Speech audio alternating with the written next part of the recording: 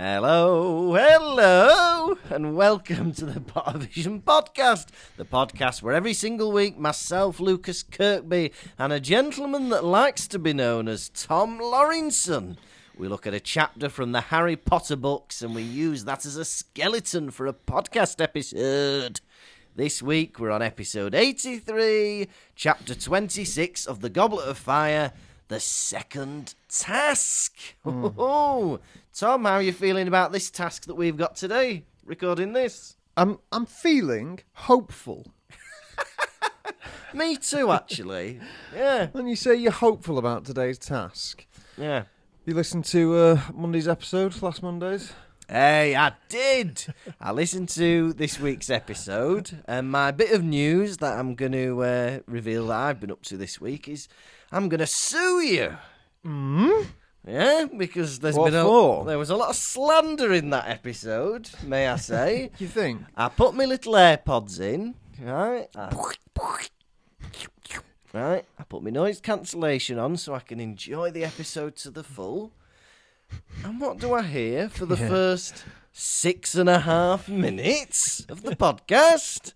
But Tom being nasty about me. What do you mean? Where's the nastiness coming? Look, I'll hold my hands up and I'll say the bare bones of the story are true, right? See?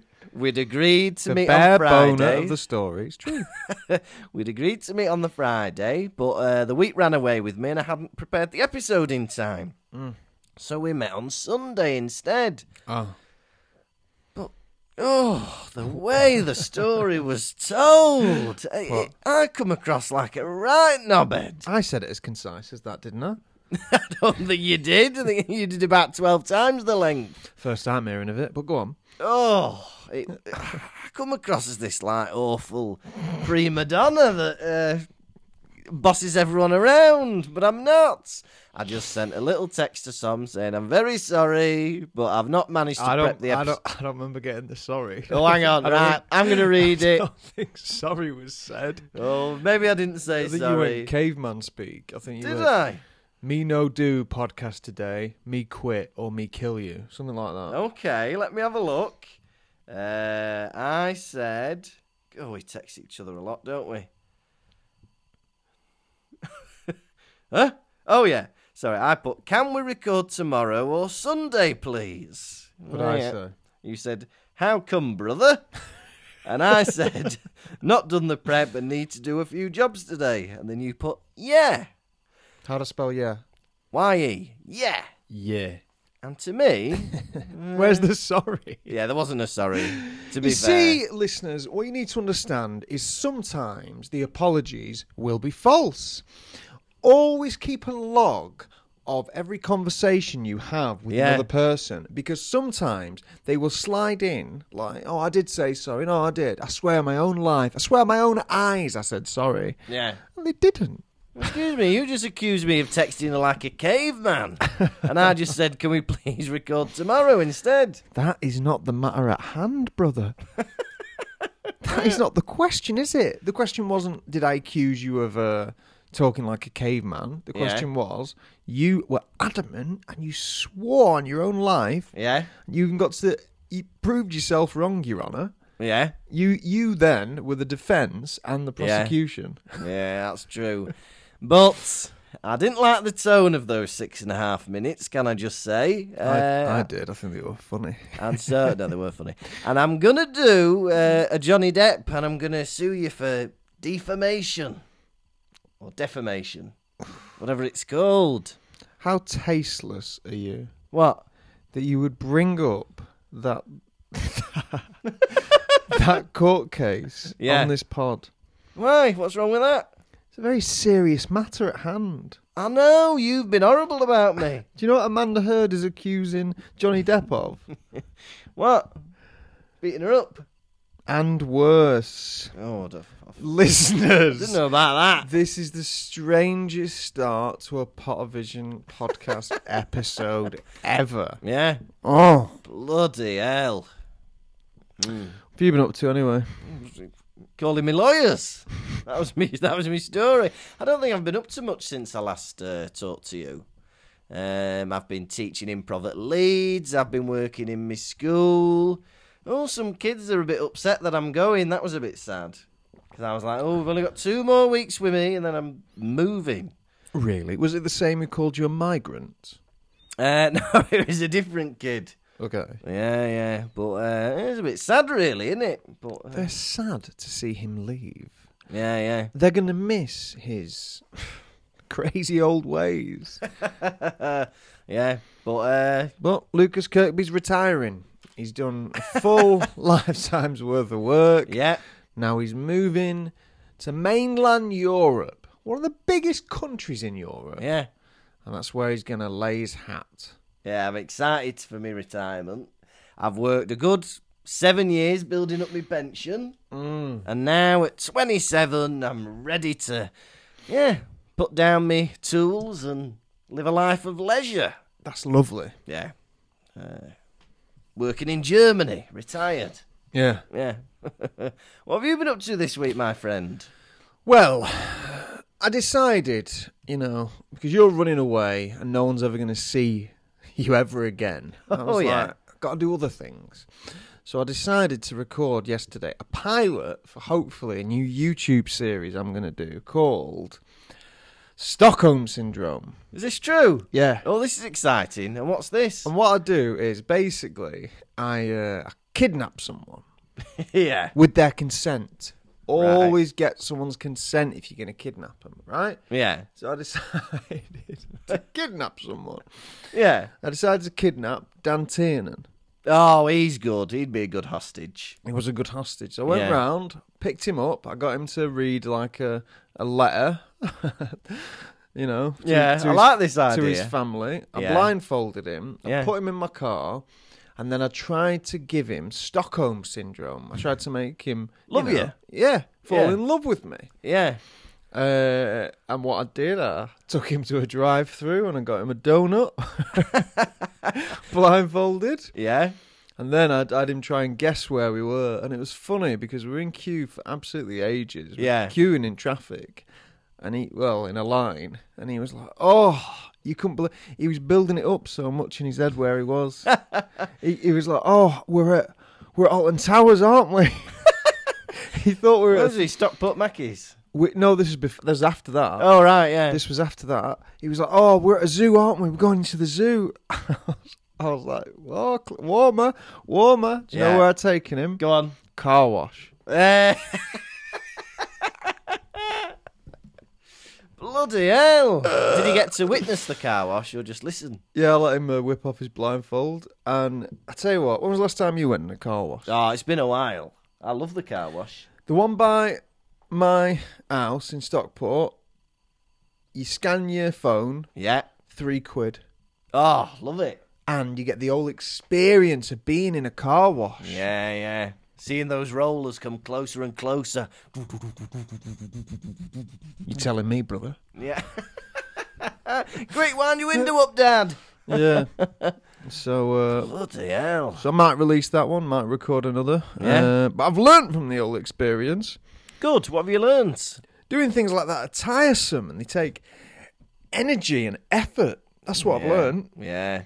Not like this podcast. Piece of piss doing this, isn't it? I got to tell you, this podcast, it breaks my back. Yeah, it does, doesn't it? Yeah, you had a lovely straight back before we did this. Now you're hunched over like an old crone. Now it's bent. Yeah, you got a bent back, haven't you? Yeah. Your back's as bent as a copper off Line of Duty. Oh, why'd you have to bring that up? Oh, what can I bring up, eh? Yeah. What have you had for eat today? I've had... Oh, yeah, I was telling you about this. I've had... Because I work in Bolton, and there's a famous pasty company called Cars Pasties. There is no such thing. There is. CARRR Pasties. Right? And they said, right, look, you've got to have a Cars Pasty before you go. So I was like, all right. So we went to Cars Pasties, right? And we went to the proper one, because they sell it like Spar and stuff. But we went to the actual Cars Pasty shop, and it was next to Cars Pasties HQ. And I had 2 pasties. I had meat and potato, and I had cheese and jalapeno. And let me tell you, they're some of the best pasties I've ever had. Oh, they were good. Lovely, soft but not soggy pastry. Well, that's your last one you're ever going to have in your life. Yeah. Before you're shipped off Yeah. to the Isle of Alaman. Yeah, that's true. Yeah. And I've been moving my stuff as well. There's a woman who does a workshop in Leeds who is from Germany, and they're moving back in August. And they've said, hey, we're taking a big old lorry full of stuff. You can put some boxes in our lorry if you want. Fucking convenient. It's good, isn't it? If you don't mind me saying. Yeah, isn't that good? Aren't Well, you pleased for me? That is the thing about Lucas Kirkby. He's a networker. He knows people. He involves himself in many groups of people. Improv. Another group of improv. Yeah. He works in a school. He works in another school. He went and found me. The loner, the hermit that I am. Yeah. I'm like Luna Lovegood's dad. Yeah, you are. Aren't I? Yeah. And I'd sell you for less than he did. Yeah, it's all about who you know, isn't it? And and all I have to do is pay the difference in petrol that it would have been extra to go to where Martina is with the stuff. They're going to drop it off at your house? I think so, yeah. Wow. How far away do they live from Martina's lot? About an hour and a half. Mental. Lovely, isn't it? Mental. Yeah, fantastic. If you lived an hour from me, yeah, we wouldn't see each other ever again. I'm not far off now. About 40 minutes with bad traffic. Oh, let there not be bad traffic. Let there not be bad traffic, please. Oh, please. Yeah. Tom Lawrenson. Lucas Eugene Murphy Kirkby. I'd love to be called that, Murphy Kirkby. Would you like a rundown of the second task? More than anything, dear friend. So they're trying to figure out how the heck is Harry Potter going to survive underwater? And they just can't figure it out. They're in the library till the silly o'clock in the morning. They can't work it out. And Harry even ends up sneaking back into the library with his invisibility cloak in the middle of the night and falling asleep.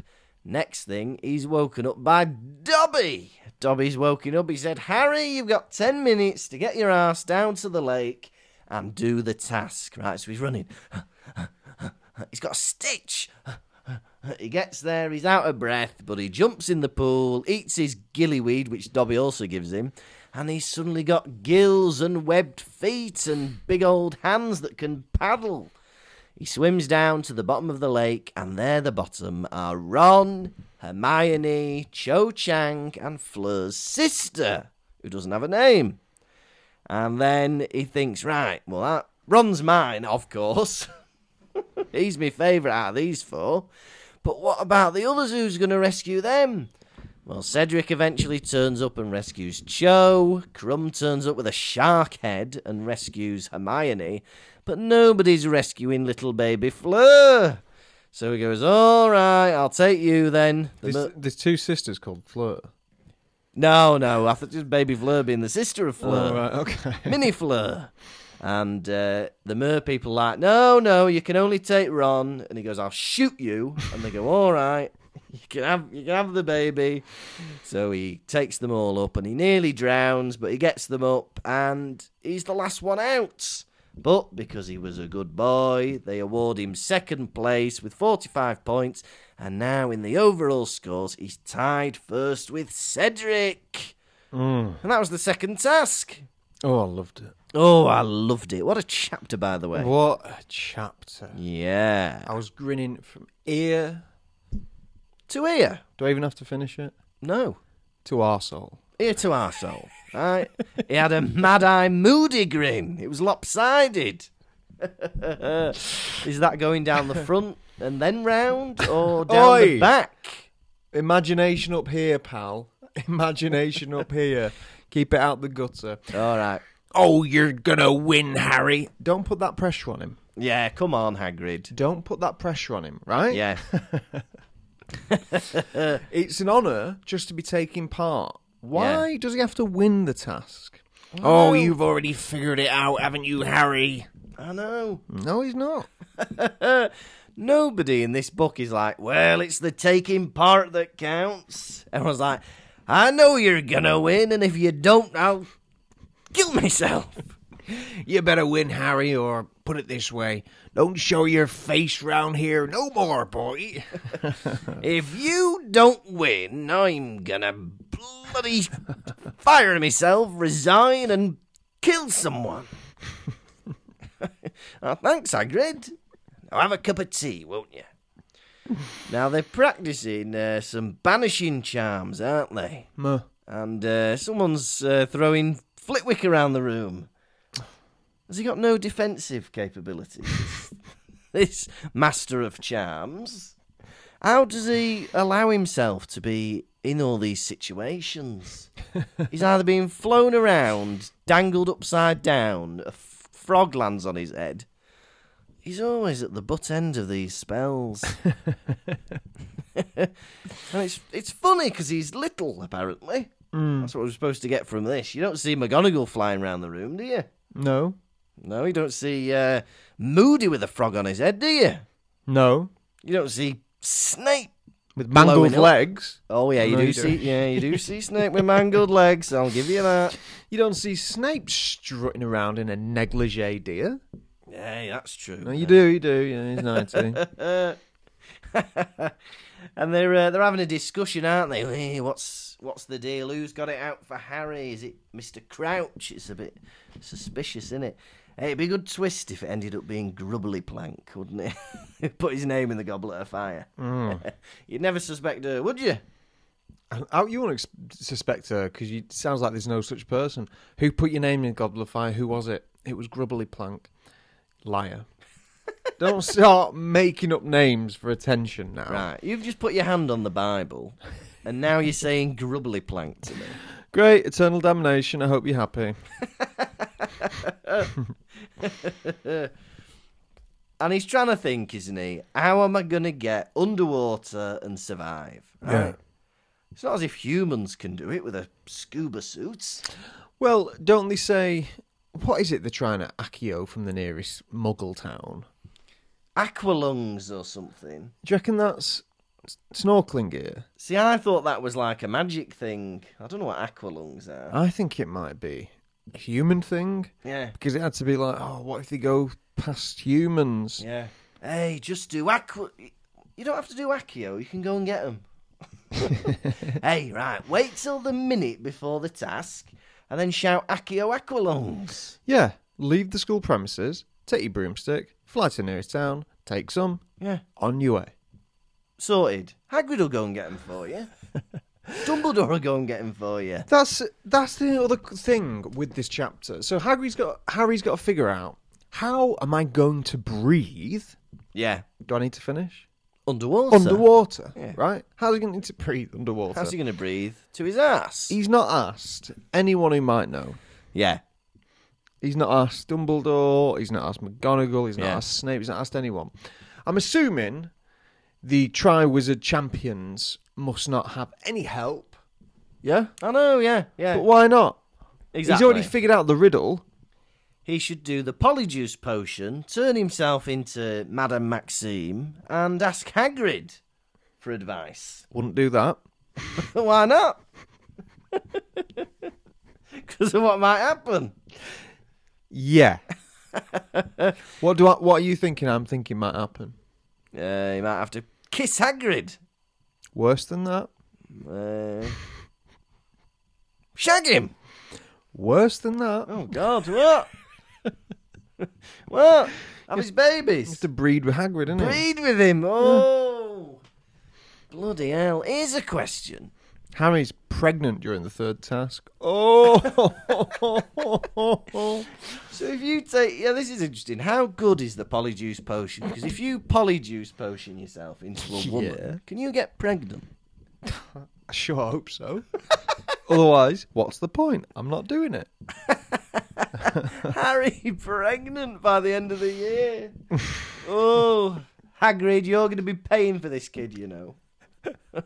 You're not getting away with it. I know where you live. Oh, that'd be good. Would be good, wouldn't it? Very good. Now, Harry is reading in the library, going through every book and also, there's not even as if there's a key to any of these books, you know. You can't go ask the librarian, you got any books about breathing underwater? I can't tell you. Oh, for Christ's sake. I know. There's got to be like a list of books. Just a million books out. Yeah. But Harry's heart skips a beat every time he sees the word water. But, like, surely he should know if he's reading a recipe for something else. I know. A potion, you know, for making your legs long. Water. Oh, add 250 mils of water. Pay attention. It's in the question. Yeah, come on. Hey, can I have a glass of water? What are you going to say next? Nothing. To breathe in? No. To drink? No. Oh, when am I going to find this clue? Victor Crumb, Oh, yeah, that fella. in this chapter, turns himself into a shark. Oh, yeah, big shark head, doesn't he? Half shark. Shark boy, right? Yeah. Hermione Granger says at the beginning of the chapter, they're talking about animagi and saying how you don't get to learn how to do it till you're a bit older because it can go wrong. Is Victor Crumb part animagi at that point? Is he having a go at that because he's not fully formed?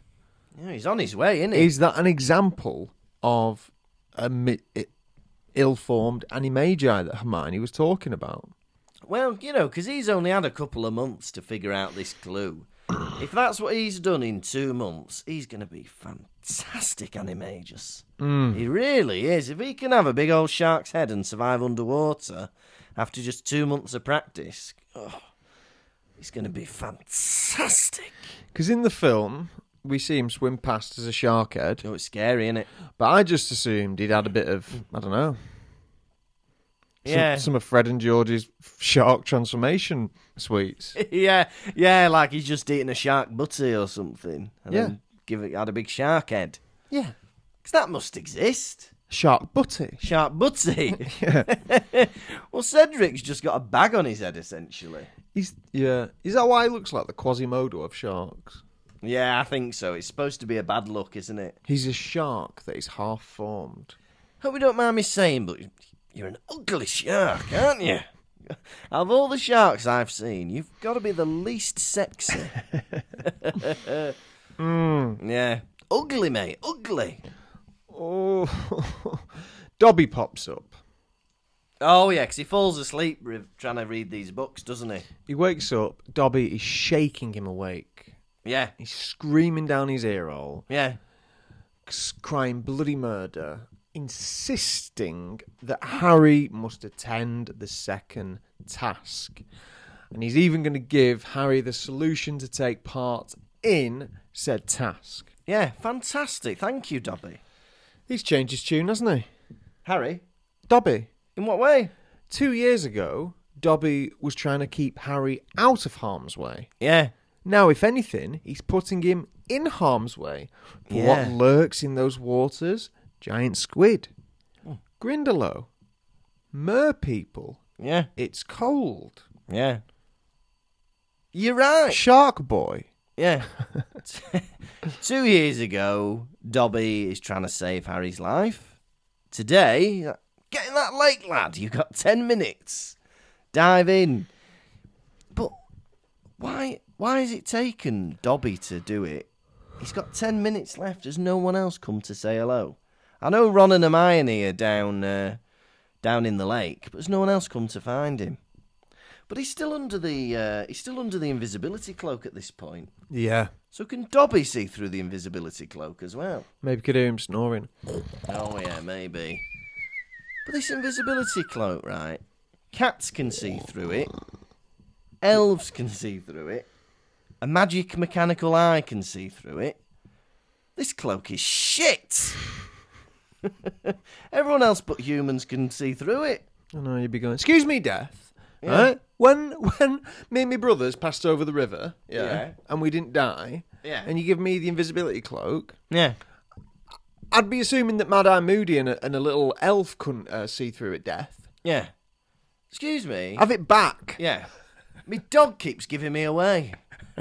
I'm here trying to spy on women, right? And my dog keeps barking at me, giving the game away, tugging the cloth over my head. What you going to do about it? Yeah. What are you going to do about it, dead boy? Don't call Death Dead Boy. All right, Grim Reaper. There you go. There you go. Yeah. Much better. Just a bit shit in it, this cloak. And also, Dobby, like, I know most people, I reckon every member of the listener base of this podcast adores Dobby with all their hearts. There's nothing more appealing than a skinny little creature that is sickly and lives by its own laws, right? Yeah. People love that. Yeah. But for me, it's even bigger insult that he can't even be bothered to learn Ron's name. Ron has gifted Dobby with a Christmas sweater. Yeah. And he calls him Wheezy. Yeah. You know Harry Potter. Harry Potter, Harry Potter, Harry Potter. Yeah. Yeah. Oh, he's Wheezy. Yeah. Come on. Harry doesn't call him Weasley. Harry calls him Ron. Yeah. My best friend, Ron. Where's this Wheezy shit coming from? Yeah, if you've not got the respect to learn my friend's name, then I don't have the respect to talk to you. Now give me that gillyweed and piss off. Yeah? Got me thinking, though. That's it. Gillyweed is the method that Harry takes to breathe underwater. Yeah, fantastic. How would you breathe underwater if you didn't know about Gillyweed? If I didn't know about gillyweed... You didn't know about Shark Boy, and you didn't know about Bubblehead. And I'm not allowed to use a scuba diving suit with oxygen cylinder. No. How would I would have a 100-metre long snorkel. That's good, it'd work. Yeah? That's good, that's great, it'd work. Yeah, big old snorkel, and that'd be how I'd do it. Swim about with me snorkel like that. Yeah, what about you? For me, I would walk confidently into the water, waving at everyone, and then I'd just drown. Everyone would be thinking he's got something planned. Sink down. Minutes later, my body rises to the top, face down.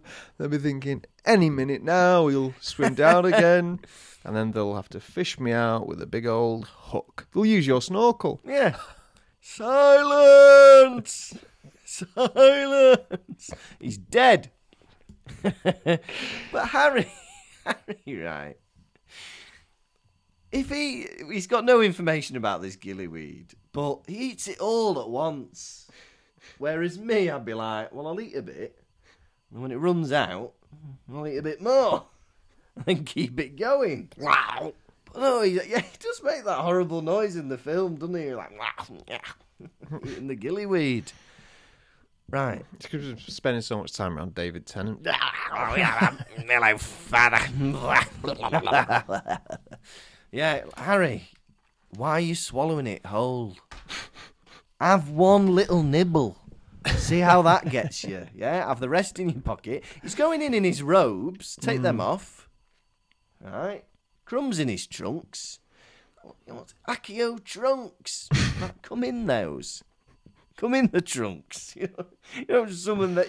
Right, you can't just go completely unprepared. That's not the rule. You can come dressed in a swimming costume. Yeah. You can, can't you? Yeah. You can. You can. Now, he's about to jump into the... this made me laugh. Because he's so tired from running and out of breath, he's got a stitch. And then it says, while Baggerman's doing the announcement, Harry is massaging his ribs. Oh. Stop that. He's massaging Bagman's ribs. No, his own ribs. I'd love to see that, though. Harry, I'm trying to do my announcement here. Can you stop massaging me ribs? Away, man. I'm trying to do me sonorous charm. Silence. And as he's wading into the river, it says there were laughter from the audience and catcalls from the Slytherins. Catcalls? Hubba, hubba. Oh! Get your tits out, Potter. Small girl, it might never happen. Show us your arse. Fancy a drink, bye-bye. Go on, give us a blowy Potter on the roof. How bad on the roof? It's mucky, this episode. You're making this episode go mucky. You mentioned a blowy. You're steering it that way. I'm not. You are. You're the driver of the mucky boat. Yeah? I am the driver of the mucky boat. You're the captain. SS Smut. That's you. Call me Captain Smutboy. You smut, you're on it. Next stop, Mucky Town. When I was a kid, I used to hold my eyes open underwater, and I'd do it. And then later on, they'd hurt. What, hold your eyes open with your hands? No, I'd just swim with my eyes open. Oh, yeah. Have you ever done that? Like, briefly, to see where I was going. Goggles are the best, but I'd swim lengths with my eyes open. Oh, my God, yeah. The chlorine from the water would, stang. Yeah. But look at me now. Perfect vision. Yeah. I can see you in front of me. Yeah. Have you never, when did you last have your eyes tested? Reception. Bloody hell, in the reception. No, when I was 4 years old. All right. Blooming heck. 10 years ago. All right. Let's see. Let's test your vision, eh? Right. Yeah. So I'm going to open a book. Yeah. He's going to open a book. And can you read that from there? Page 499. Yeah. She looked down the list they had made in the library. I like the look of that one, she said. The impediment jinx should slow down anything that's trying to attack you. Harry, we'll start with that one. Impressed? I'm impressed, right? I started off a metre away from him. As he was reading, I moved further and further away till I was at the door. And he did not miss a beat. I'm really impressed. Fantastic vision. Pottervision, you might say. Oh no, I won't say that. That's really impressed me, that. If I'd ever need you to read a sign from a distance... What do I win? You win my approval and a biscuit of your choice. Okay then. Penguin, would you like? No. Rocky, would you like? No. Blue ribboned, would you like? I want one of them giant bourbons you see sometimes. Oh, yeah, like a novelty bourbon. Yeah, that is what I want. I once had a novelty custard cream that was like the size of your hand. Actually, I want that. But it tasted rubbish. Actually, I want the bourbon then. Yeah. You're not advertising that well at all. All right, if you read a long distance sign for me, I'll get you a novelty big bourbon. Yeah, whatever. Thing is, the most striking thing for me in this chapter, right? So they've taken something of everyone, haven't they? Yeah. Cedric, they've taken his girlfriend. Harry, they've taken his best friend. Yeah. Fleur de la Couleur, they've taken her little sister. Yeah. Crumb, they've taken Hermione. If I was Crumb, I'd be like, I know, I get what you're doing, but I barely know her. I know. I don't know her. I mean, we went on one date, so, I mean, I might not be the right person to try and save her, because I don't care. If she did die, I'm not sure I'd cry. I think I'd find it sad, but I don't know her, so maybe I'm not the boy. They've put the most minimal amount of thought into who they're going to take down the lake. Harry, it's his best friend, Ron. Cedric, it's his girlfriend, Cho. Fleur, it's his sister, Gabrielle. And who's it going to be for Crumb, I wonder? Dumbledore. We're struggling a bit thinking about who we should take off Crumb. Who was stood behind him in the dinner queue? Oh, Hermione, let's get her down. He's not going to be bothered. Get his dad. Yeah. Right, go get his dad from Norway. Drag his dad under the lake. Spell or not. Yeah. I don't care if he's in a deep sleep. Yeah. Drag his dad under the lake and see if Crumb cries down. Yeah. I think he's going to be more bothered about one of his schoolmates being under the water than Hermione. Oh. Yeah. Like, I can't remember what the name was of that other one. Borovich or something. Harry saves Ron. Harry saved one? Ron's face emerges out of the lake. And he says some shit, doesn't he? What does he say? It's cold, or I was a laugh. Or cold something. in there, wasn't it?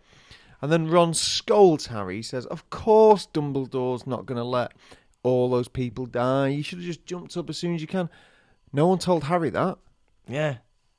Yeah, why has Ron been letting on Dumbledore's plan?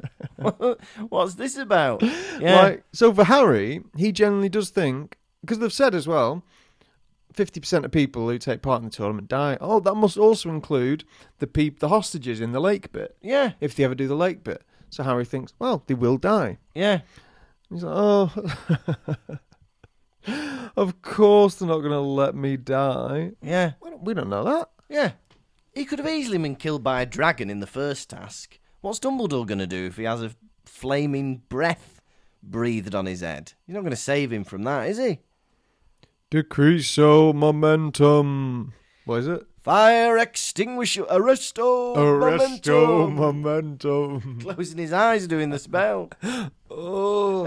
Yeah, I know what you mean. Like, and also, there's no need for that to be in the book.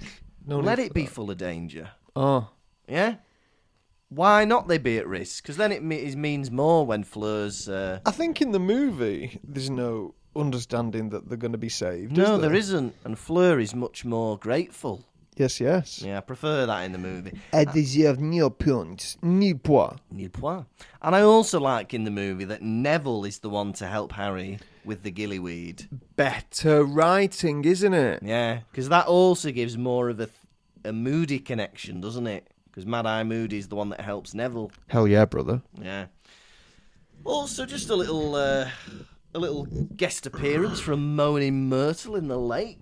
Hello, Harry Potter. It's me, Moaning Myrtle in the lake. I've just swam past some shit to see you. Hello. It's over there, by the way. Thanks, Myrtle. This chapter, Harry has received help from the two people he ridicules the most. He's horrible about Dobby, he's horrible about Myrtle, and here they are saving his life. Oh. And his chances of victory and glory. And I bet he doesn't thank them. He doesn't thank them. Oh, he said he's going to buy Dobby a pair of socks for every day of the year. Bullshit. That's not going to happen. We're not going to read about that. He's not going to do it. And where's he going to keep these socks? Yeah. What a burden you're giving this elf. Dobby. Imagine 365 pairs of socks. I know. That is 730 socks. Dobby, what are you going to do with these? Sleep in them. You only get a bin to put all your belongings in. If I was Dobby, I'd sell them on. Oh, yeah, get a business going. Because he only wants odd socks as well, so he could get rid of half of them. Yeah?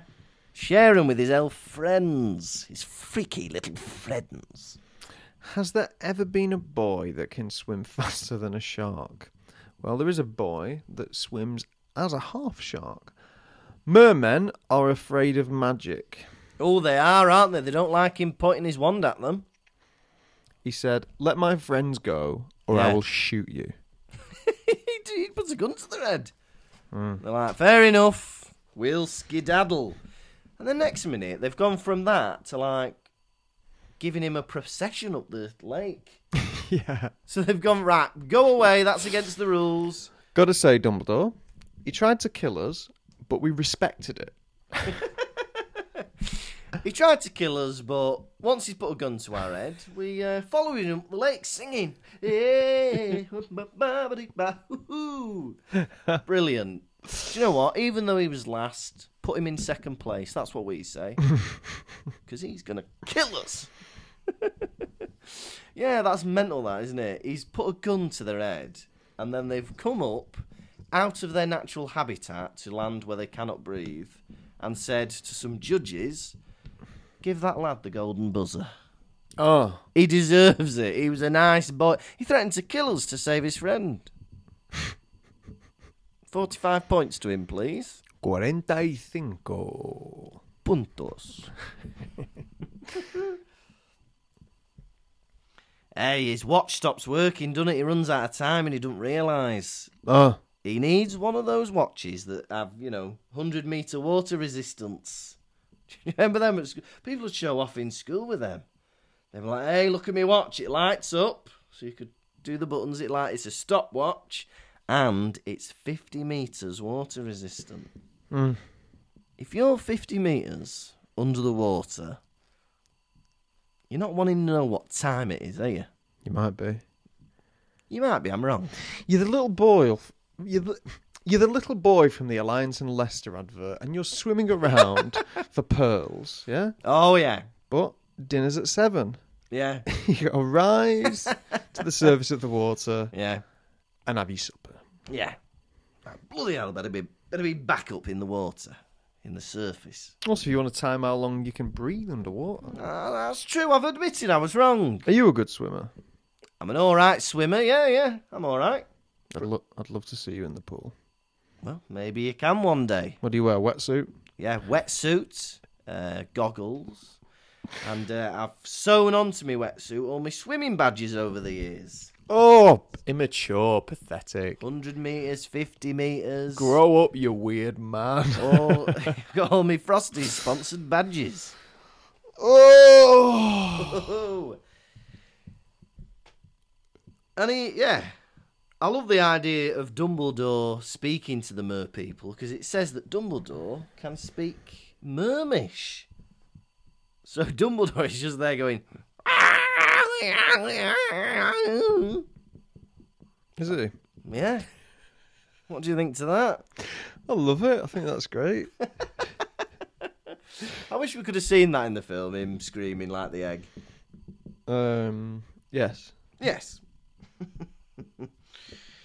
Yeah, and Harry comes second. He's got to be happy with that, hasn't he? Because he was last, really. But he's joint first overall now, isn't he? Overall, he's joint first, yeah. Because he was first in the egg. The next one will be the tiebreak. If you look at this image of Harry on the front of this book, he looks to be about 8 years old, doesn't he? Yeah, he does. Look at that 8-year-old tot. Yeah, but he's getting that golden egg, innit? God love him. Get him sneakers. Cool. And yeah, they're getting ready for the final task. It's in a few months. It's in June. And then he goes, oh, so Harry knew he had nothing to worry about until the 24th of June. Right, Harry, this is what got you into trouble in the first place. Prepare. They tell you they're going to say what it is from the 24th of May.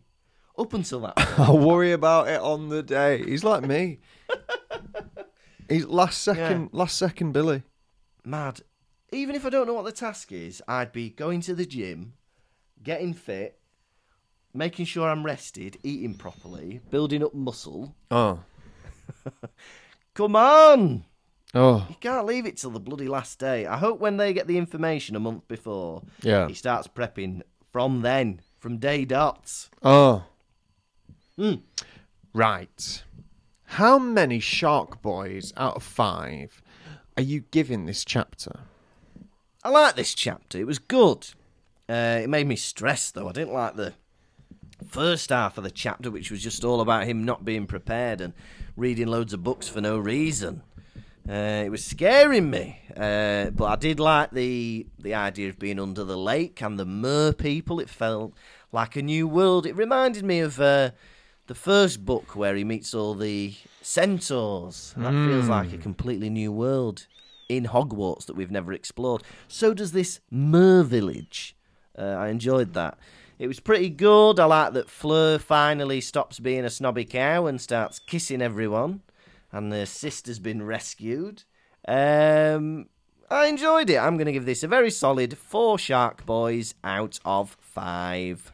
I liked this chapter. It was a big fatty, and there was plenty of action for me to sink my teeth into. I wanted to dance with this chapter. Okay? Yeah. Yeah? Yeah. I loved... Honestly, it was finally the action that I've been craving. No more, talking, thinking about what we're going to do. We're right into it. I was a bit disappointed that it was Dobby who gave him the gillyweed. I thought that was a bit boring. I would have much preferred it if he'd achieved it himself. He'd have figured it out himself. Yeah. You know what I mean? So that made me very sad, and I cried for several hours about that. But I loved the heroic greatness of Harry Potter wanting to save everyone. And for that reason, that bravery, that, boldness, I've got to give this chapter 5 Shark Boys out of 5. Wonderful. Right, are you ready for quiz? Yes. Quiz, quizzicky, quiz, quizzicky, quiz, quiz. Gonna ask you some questions, how well will you do? Quiz, quizzicky, quiz, quizzicky, quiz. Gonna ask you about Harry Potter, Lucas, how well will you do? I'll blow you a kiss. Question 1. What charm were they practicing at the beginning of the chapter? The banishing charm. Correct. Question 2. What book does Hermione slam shut? Oh, no. Where there's a wand, there's a way. No. Okay. Weird Wizarding Dilemmas. Ah. Question 3. Who distinguished all the lamps? Distinguished. Yeah, Extinguished. Yeah. Harry. Madame Pince. Oh. Question 4. How is the gillyweed described? Oh, don't know. Green and gummy. Slimy, greyish, green rat tails. Lovely. Question 5. Yeah. What method does Crumb breathe underwater? Turning his head into a shark. Shark Boy, yes. Unfortunately, you've lost the quiz. Quiz, quizzicky, quiz. Gonna ask you some questions, how well will you do? Quiz, quizzicky, quiz. Gonna ask you about Harry Potter, Lucas, how well will you do? I'll blow you a kiss. Didn't we sing that lovely? No. Now it is time for the nation's second favourite segment. It's Hedwig's Droppings. We're not alluding to owl poo. We're not alluding to ploppings. We mean the messages you send in when we allude to Hedwig's Droppings. What's in a beak this week, Cheap? Well, we've had a lovely 5-star review from Amy Smith. And Amy says, I absolutely love the podcast so much, I could literally listen to Tom and Lucas talk about absolutely anything. It's just a bonus that it's mostly about Harry Potter. 2 very naturally funny and entertaining guys. Currently on episode 68 and looking forward to the rest. Oh, that's lovely. That's lovely. That's more of a review of us, wasn't it? Yeah. We like it, don't we? We accept. Thank you, Amy Smith. We've also had a lovely message on Facebook from James Reclaw, or Reclav, I don't know. We only found out about you boys through pure fluke. We happened to book to come and see your show, having been at the theatre in Birmingham watching something else over the previous Christmas. And you were by far the better show. Where was that, in Birmingham? In Birmingham, yeah. I've never ran out of laughter before, but at the end of your show, I couldn't actually laugh anymore because my face just hurt and I was a little stuck with a smile on my face. That's the nicest thing I've ever heard in my life. That's lovely. Hey, and you like this? I binged the podcast over the last few weeks and I'm now horribly disappointed that I have to wait a week to get the next episode. Isn't it about time you started doing one a day? No. Oh, it'd be too hard for us, James. It'd be too difficult. James, I'd sooner quit. If it became down to that, I've got to do one a day, I'd quit in a second. Yeah. I'd throw my laptop away. I'd throw this microphone away. Yeah. There's no need for that. Well, that's how I feel. Yeah. You can't put that much pressure on us, James. Yeah. One a week suits us fine. And hey, if you want more episodes, there's 30 on the Patreon, patreon.com/Pottervision. For simply just over £4.50 a month. Yeah. You can get access and you can support the boys. It really helps us, Yeah. Gets us better equipment. We can buy ourselves a drink or a bit of food every now and then. Yeah, and it helps us with our ongoing costs, doesn't it? Like, we're going to London this weekend and, we've got to buy transport and get hotels and things like that. Yeah, it just helps with that, doesn't it? If you'd like to, please, we welcome you. And you become a baby. Speaking of which, we've got our latest supporter to join our Patreon, and it's Alice, who's a baby Harry. Alice, you are in the back seat of your parents' car. You are speeding down the motorway. They are going too fast, dodging in and out of traffic. You become overwhelmed. With your dexterous baby hands, you manage to unbuckle yourself. The window is down and you start climbing out of the window. Your parents are too wild. They don't see it. You fall, but don't worry.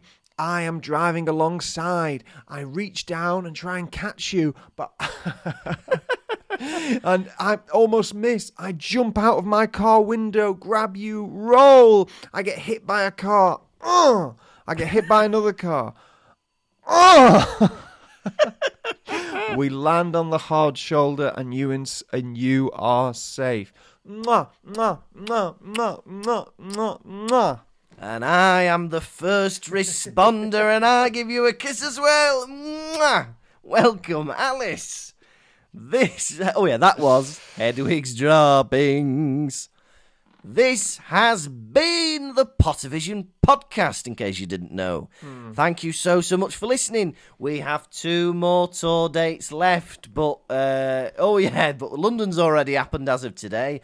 But tonight, get yourself down to Brighton. We're going to be at Comedia in Brighton doing our final show of the tour. But fear not, we are back in Edinburgh this year in August from the 4th to the 24th at 1:30pm every day. So come and see us. We'd love to see you back in Edinburgh. And also, Tom and I have got our one-off stand-up show before I go to Germany on the 26th of May in Manchester. All the ticket links are on the website pottervision.com. Support us on Patreon. We've said it before. Patreon.com/Pottervision. That would be fantastic. But otherwise, give us a 5-star review. Why don't you? And hey, why don't you follow us on Facebook, Instagram, Twitter, and we're on TikTok as well. Doing little clips of the pod, aren't we? You have been a shark-headed Tom Lawrenson. And you have been a beautiful gilly Lucas Kirkby. Goodbye.